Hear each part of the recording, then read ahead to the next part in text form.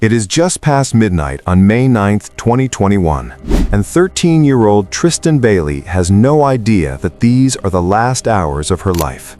She is doing something she has never done before.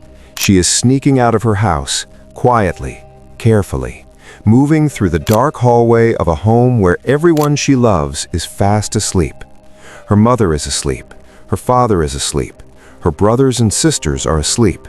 And Tristan, young, trusting, and completely unafraid, slips out of the front door and steps into the night air of Durban Crossing, one of those peaceful Florida neighborhoods where the streets are clean, the pools are shared, and nothing bad ever seems to happen. She is wearing her white cheerleading skirt and a dark shirt. She has not left a note. She has not told a single person where she is going. She just received a message from a boy she knows asking her to come over, and she said yes because she has no reason to say no. She knows this neighborhood. She has played on these streets her whole life. She knows the boy. Everything feels normal. Everything feels safe.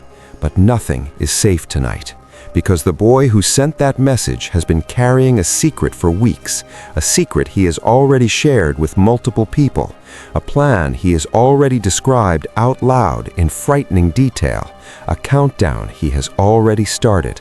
And tonight, without knowing it, Tristan Bailey has walked straight into the final hours of that countdown.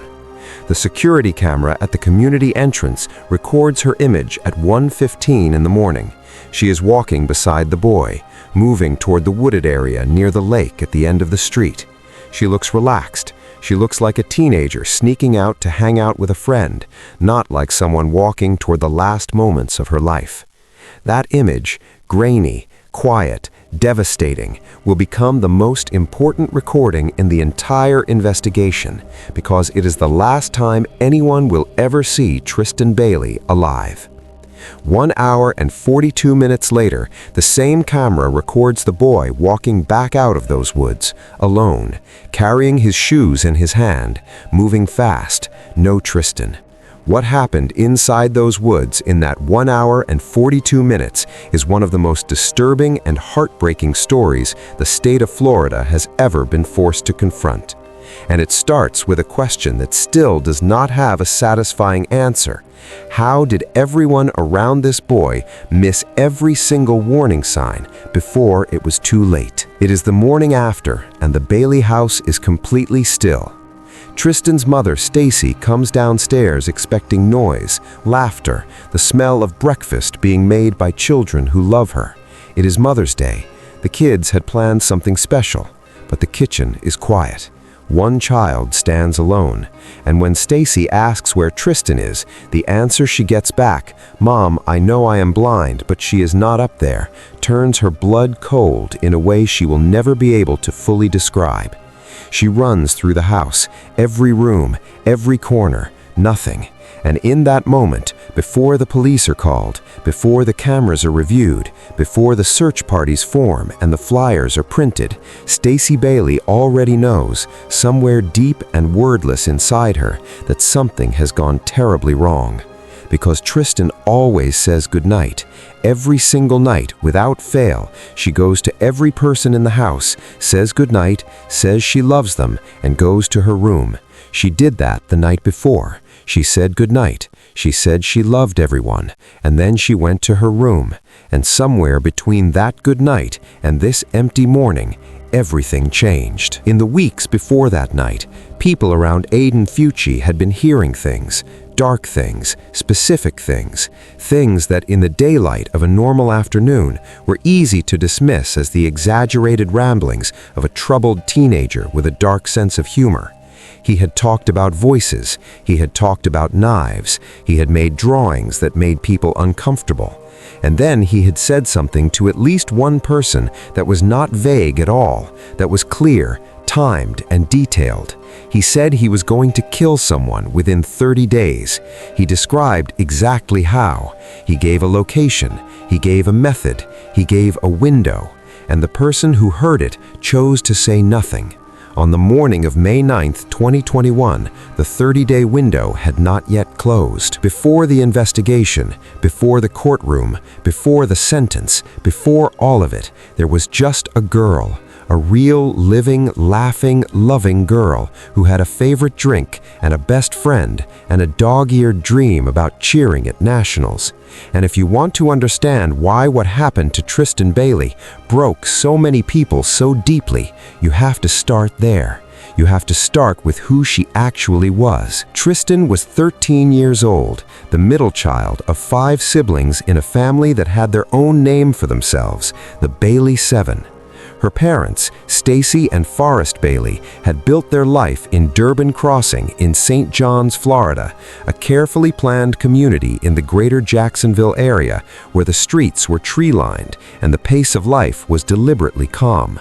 It was the kind of neighborhood people chose on purpose because they wanted their children to grow up surrounded by safety and community. Tristan attended Patriot Oaks Academy, a school that ranked in the top 5% of all schools in the United States. She was a competitive cheerleader, and in America, competitive cheerleading is not a casual hobby. It is early morning practices, regional qualifications, state championships, national competitions, and an identity built brick by brick through years of sweat and commitment and showing up even when you don't feel like it.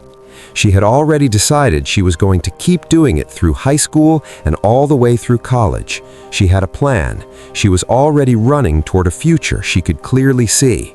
But beyond the sport and the grades, what people remember most about Tristan Bailey is simpler and more important than any achievement.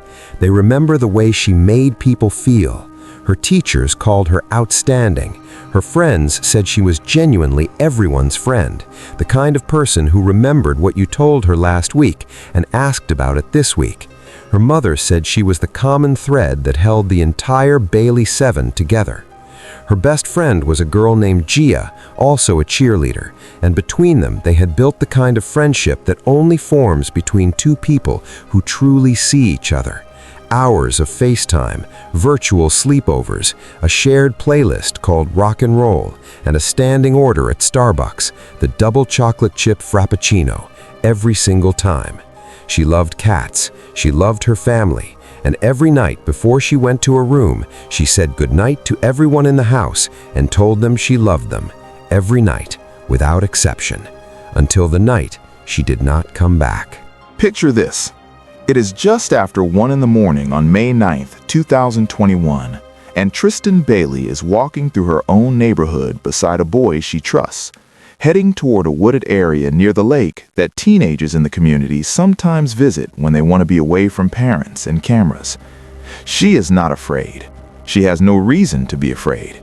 And then something happens in those woods. Something so violent, so sustained, and so deliberate that when the medical examiner delivers the final count, the number will stop everyone who hears it cold. 114 stab wounds.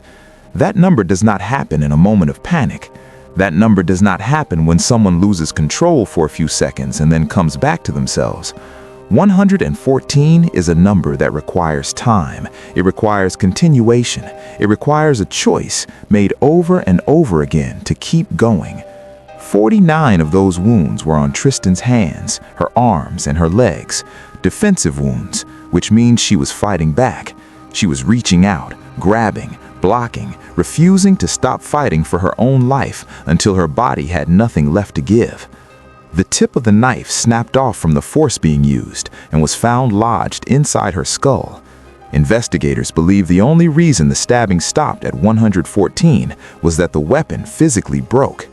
The body was found in the early afternoon by a resident out for a run, making one final sweep through the wooded area near the lake on the south side of the pond.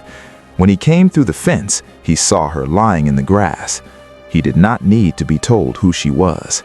Beside her body, her cell phone, a $20 bill, and a cotton candy lip balm. And on her ankles, written in what appeared to be marker, the word karma on one and a smiley face on the other. Someone had taken the time to write on her body after she was gone. That single detail told investigators everything they needed to know about the state of mind of the person responsible. While the crime scene was still being processed, while Tristan's family stood outside their home waiting for news that was already too late to be good, something was happening across the neighborhood that would define the public's understanding of this case forever. Aiden Fucci had been brought in for questioning early that morning. The security footage had made him the obvious focus within hours. He was the last person seen with Tristan, and he was the first person seen coming back from the direction she had gone, alone, running in his socks with his shoes in his hand.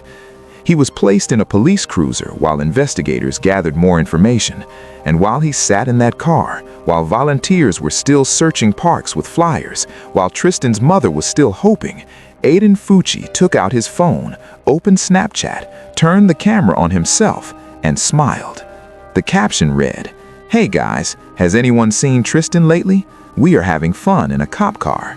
He posted a second one minutes later, saying that when Tristan turned up, he was going to be so mad at her for making him sit there for 30 minutes.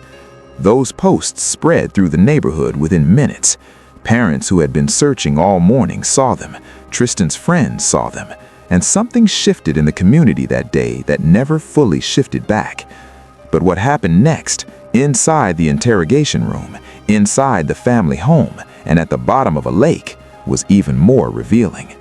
When detectives brought Aiden in to speak formally, they placed him with his parents in a room that was recording everything, including the audio, which the family did not realize. Aiden constructed a story. He said Tristan had grabbed him, that he pushed her, that she fell and hit her head, that he walked away. His mother immediately jumped in to correct a detail, the jeans he said he was wearing.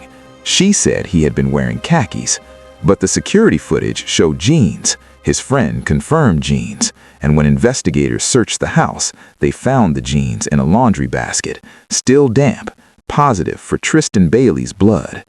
Then they reviewed the home security footage that Crystal Smith had installed inside her own house, and what they watched on that recording changed the entire shape of the case. Rewind 6 months before that night.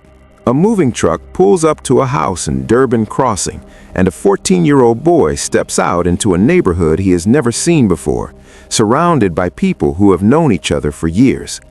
His name is Aiden Fucci. He has come with his mother, Crystal Smith, after a move that uprooted him from the only environment he knew and dropped him into this quiet, upper-middle-class community where he has no history, no roots, and no real way in. He enrolls at Patriot Oaks Academy, the same school Tristan attends, but he does not find his footing. He is too new, too different, and whatever he was carrying inside him before the move, he brought all of it with him. On the surface, Aiden was manageable. He was polite enough with adults when he needed to be. He showed up to class. He did not cause the kind of trouble that gets police called. But underneath that surface, his teachers sensed something, a low, constant resentment, as though he had already decided the world was against him and was simply waiting to be proven right. He was suspended a handful of times, nothing that sent alarm bells ringing loudly enough to force action, but enough that the school counselor knew his name without looking it up. Outside of school, Aiden was someone else entirely. He carried knives everywhere he went. His closest friends knew about them and treated that fact with the bored shrug of teenagers who had not yet learned what weapons actually mean in the hands of the wrong person. He had given his knives names, Picker and Poker, the way other boys named their pets or their favorite video game characters. He made drawings that disturbed the people who saw them. He talked to his girlfriend Sophie about voices in his head that told him he was worthless. He said his father had never let him feel anything. He said he thought about hurting himself. He said he thought about hurting others. And at some point, at the exact point where the dark talk stopped being talk, he told someone he was going to kill a person within 30 days. He described the method. He described the location. He set the clock running, and nobody stopped him. Inside the recording room at the St. Johns County Sheriff's Office, Aiden's story was already falling apart before he finished telling it. But the investigation was only just beginning, and what investigators were about to uncover, layer by layer, piece by piece, would build one of the most complete and damning cases the state of Florida had ever assembled against a juvenile offender. It started with the jeans, found in a laundry basket, still damp, testing positive for Tristan's blood. Then came the home security footage from inside Crystal Smith's house. Investigators sat down and pressed play, and what they watched was a mother, a parent, someone who was supposed to protect, walk into her son's bedroom, pick up the blood-stained jeans with her bare hands, carry them down the hallway to the bathroom, and wash them in the sink. Deliberately, methodically, in the middle of the night, while a 13-year-old girl's body was still lying in the woods 2 streets away. The drain from that sink was tested. It came back positive for Tristan Bailey's DNA. Then the divers went into the lake. They searched the bottom slowly and carefully, working through the murk and the sediment until one of them surfaced holding a folding knife with a broken tip. The tip matched the fragment recovered from inside Tristan's skull. The knife matched the description that Aiden's girlfriend Sophie had given investigators when they asked her about the knives he always carried.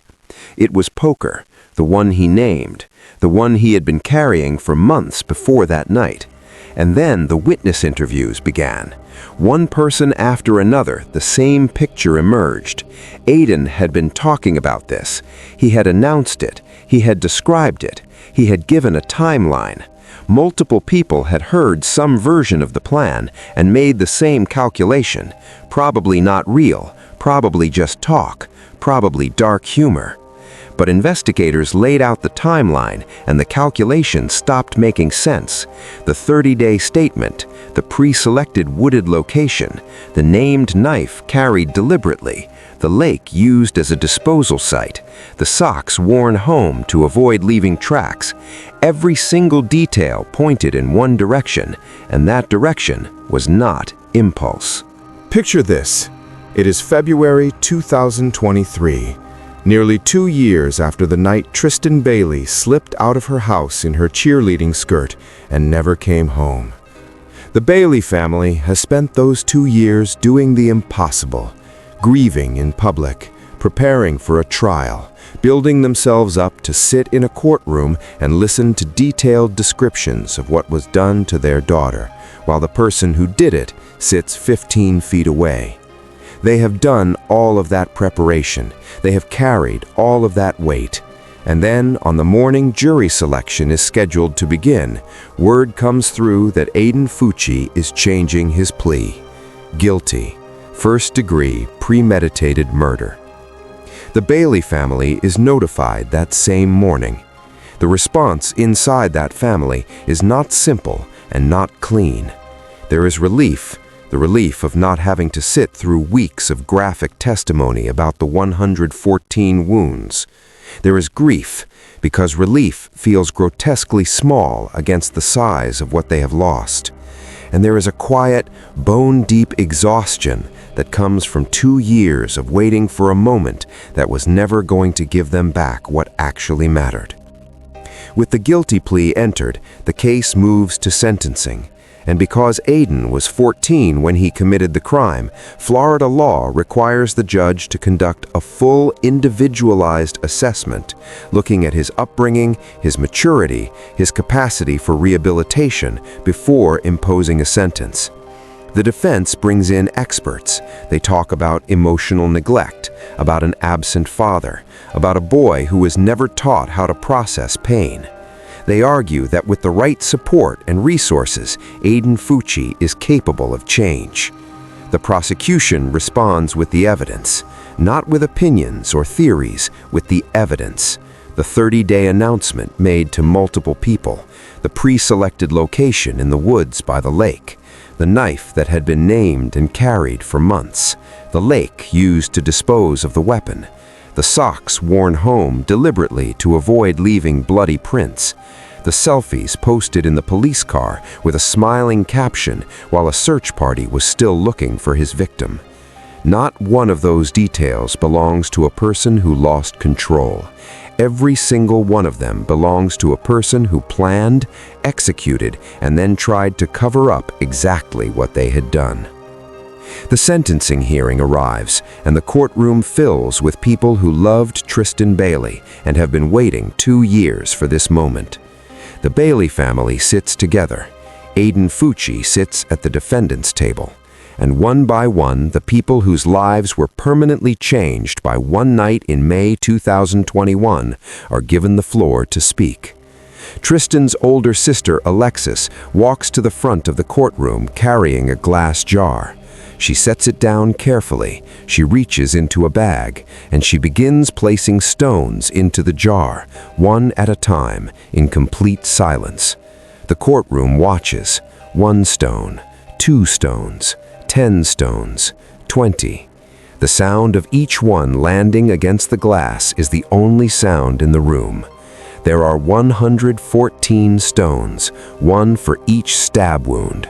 When Alexis places the last one, she looks up at the clock. 1 minute and 42 seconds have passed. The same 1 minute and 42 seconds between the last image of Tristan alive and the first image of Aiden running back out of the woods alone. Alexis looks directly at Aiden and asks him 3 questions. Did you hear her lungs filling with blood? Did you stay to watch the life leave her eyes? Or did you walk away while she was still there, suffering, alone in the dark? Tristan's best friend, Gia, stands up next. She's 15 years old. She tells the courtroom she changed her Starbucks order because she cannot bring herself to order the drink she and Tristan always shared. She says she cannot listen to the rock and roll playlist anymore. She says she has learned to avoid certain places and certain songs, anything that carries the shape of a friendship that was taken from her before it had the chance to fully grow. Stacy Bailey speaks with a voice that breaks but never stops. She tells Aiden he did not just take her daughter's life, he took her past, her present, and her future. He took the graduation, he took the wedding, he took every ordinary, unremarkable Tuesday that a mother and daughter should have had together. Forrest Bailey looks directly at Aiden and says he does not accept the apology letter, that throughout the entire proceeding he has not witnessed a single genuine moment of remorse, not one flicker, not 1 second where the boy across the room looked like someone who understood what he had destroyed. Judge Ray Lee Smith sentences Aiden Fucci to life in prison with the possibility of a review after 25 years, the maximum penalty available under Florida law for a juvenile offender. The judge states clearly that there is only one sentence appropriate for this crime, that Aiden did not kill out of anger or jealousy or fear. He killed, the judge says, simply to know what it felt like. Crystal Smith, the mother who washed her son's blood-stained jeans in the bathroom sink while her son slept, pleads guilty to tampering with evidence. She receives 1 month in jail and 5 years of probation. Picture this one last time. It is the evening of the sentencing. The Bailey family walks out of the courthouse and into the open air of a Florida afternoon. Same sky, same streets, same warm breeze that has always blown through St. John's. Everything looks exactly the same as it did before they walked in. And yet, nothing will ever be the same again. Because justice, when it finally arrives after 2 years of waiting, does not fill the space that was taken. It does not bring back the sound of a voice. It does not restore the feeling of a hug at the bottom of the stairs at the end of a long day. It does not give back the Mother's Day morning that was supposed to start with breakfast and laughter and a house full of children who loved their mother. What the Bailey family received that day was acknowledgement. The acknowledgement that what happened to Tristan was wrong, that the law saw it, that the world was being asked to see it too, and that the person responsible would spend the defining decades of his life inside a prison cell while the rest of the world moved forward without him. That acknowledgement matters. It is not nothing, but it is also not Tristan, and it will never be Tristan. Stacey Bailey has spoken publicly many times since that day, and every time she does, she talks about her daughter as a person first, full, vivid, irreplaceable, before she ever mentions the case. She talks about the cheerleading competitions Tristan will never compete in, the college campus she will never walk across, the wedding she will never have, the ordinary Tuesdays, the beautiful, boring, precious ordinary Tuesdays that a mother will spend the rest of her life missing. The Bailey family also turned their grief into action. Working alongside Florida lawmakers, they helped create legislation that restricts the public release of crime scene photographs involving child victims. It is a law written entirely in the language of loss. But it means that other families, in their worst moments, will have one less battle to fight. And that is the kind of thing Tristan Bailey, generous, kind, always putting others before herself, would have been proud of. There is a version of this story that ends with a sentence and closes like a chapter in a book. Justice served, case closed, move on to the next one. But the people who knew Tristan Bailey will tell you plainly, no chapter has closed. Grief does not work like a verdict. It does not reach a conclusion and then stop arriving. It lives in the Starbucks order Gia cannot bring herself to place. It lives in the playlist that cannot be played anymore. It lives in the jar of 114 stones that a sister carried into a courtroom and placed down one by one in a minute and 42 seconds of silence that said everything that words simply could not reach. And this story carries a lesson that is deeply uncomfortable, but absolutely necessary to hear out loud. There were signs, not vague signs, not hints that could be dismissed, specific, detailed, timed, described out loud signs that Aiden Fucci was planning to kill someone. Multiple people heard some version of it. Multiple people made the same calculation, probably a joke, probably not real, probably just the dark talk of a troubled teenager trying to seem dangerous. Every single one of those people was wrong, and the cost of being wrong was 114 stab wounds on the body of a 13-year-old girl who had said goodnight to her whole family just hours before. The lesson is not about blame. The teenagers who stayed silent were young, confused, and facing a situation that no child should ever have to navigate alone. The lesson is about what we do when something feels wrong, when someone says something that changes the air in the room, when a voice deep inside you says, "This is not a joke." That voice is not fear. That voice is not paranoia. That voice is information, and it deserves to be taken to an adult, a counselor, a teacher, a parent, anyone with the power to act.